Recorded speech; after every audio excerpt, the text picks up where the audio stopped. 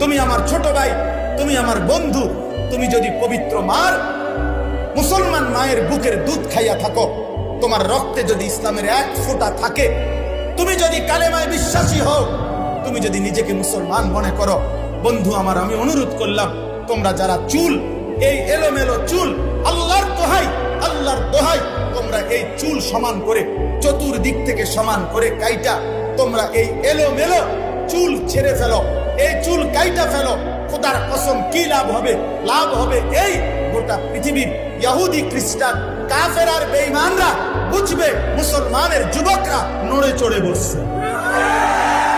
মুসলমানের যুবকরা তাদের ইসলাম নিয়ে ভাবতে শুরু করেছে।